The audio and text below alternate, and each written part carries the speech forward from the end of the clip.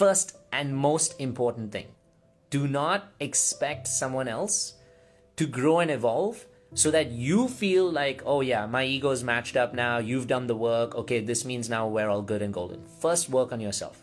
First and foremost, right? So that is the most like baseline point about it. Because whether you're in a relationship or you're not in a relationship with them, you still need to be a good person, right? You need to still be your most evolved self. You need to still be in love with yourself. So first and foremost, that's your baseline. Now the next step after that, right, is, okay, how is my relationship evolving now? One of two things almost always happens. I promise you. The first thing that happens is your partner now sees how you've started to evolve. And they recognize that if they want to establish and keep this connection with you, they want to establish and keep this level of love with you, they want to establish and keep this like a commitment of everything they've built, that they need to step this up, that they need to move forward and elevate their level of connection. So what happens in this space is they get inspired by you, right? They get inspired by you and your growth and your elevation. And trust me, in many ways, if you are really like focusing on your own growth and love, not from a place of like, it's self-care day, bitches, like I'm just gonna go put my feet up and like put my body in the tub and you all can go screw yourself. I'm not talking about my husband, my kids, none of that. No, this is where you actually focus on yourself and meditating, you focus on yourself with good eating and exercise, all the stuff that's actually truly good for like the creation of your own body. Plus, jumping in the tub of the jacuzzi every once in a while doesn't hurt, obviously. You inspire them. Now, inspiration can happen in different ways. Inspiration doesn't just happen by you being you and them sitting on their ass and realizing this is where you need to go. It happens with conversation, it happens with a little more openness, it happens with compassion. This one is a massive one that we forget.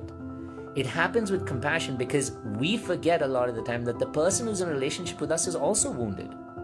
We think that, okay, I'm wounded, I'm healed now where's your healing, bitch? Like, step it up. No, we need to provide them the space for it. So we provide that compassion for it by conversation, by recognizing that, for example, with a man, that maybe he came from a childhood where his dad just didn't give him a space to be himself. His dad didn't give him a space to be creative and artistic or even emotional. And his dad shamed him for being emotional and saying there's no space for that in his house. So what does he grow up being? Emotionless. He grows up not having the space at the time or the ability to even talk to someone about it. So we have to be able to recognize, okay, in this space, he needs a little more of this. What can I do with my new learnings to hold this space for him, right?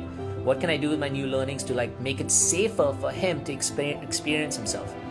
Women are queens, and without a powerful queen, there can be no powerful king. But this is something we both have to understand, and this is something both the king and the queen have to understand. The king provides so much of the power and the leadership. The queen provides so much of the wisdom and the guidance that like no one even thinks about. So that's our responsibility, for example, as a woman there, and as a man to maybe provide more leadership there. Inspiration happens in different ways, communication, maybe even marriage counseling, etc. Now, this is the next part. What happens if they're not open to growth?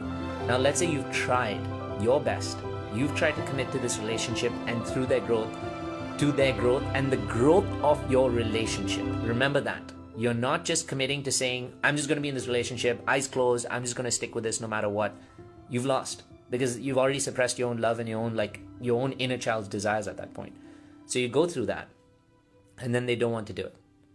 At that point, you really have to make a hard call. And this is the truth. I wish there was another way to put this out to you. If you have gone through that place where with your evolution, you've held more space for compassion, you've wanted to grow together, you've established to grow together, and you cannot, the truth is that you have to make a hard call. And that hard call is your inner child, is your own love, is your own space, is your own truth worth it? And that you have to decide. I can tell you what I think is the answer. You have to decide for you what is the answer.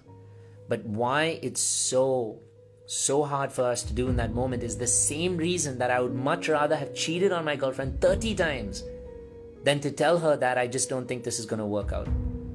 And it's because I was so scared of being alone.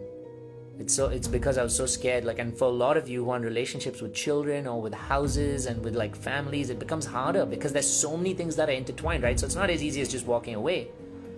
But what if I said that by you recognizing what you truly needed for yourself, you recognizing the power of what you could step into for yourself, that you could have almost everything you truly want? What if the universe was testing you in that moment to say, can you make this decision that I know is so hard for you? Can you step into this decision? Can you make it? Can you step over this hurdle? Because I want to test you and see if you think you're worth it. And if you think you're worth it to that extent, the universe provides so much.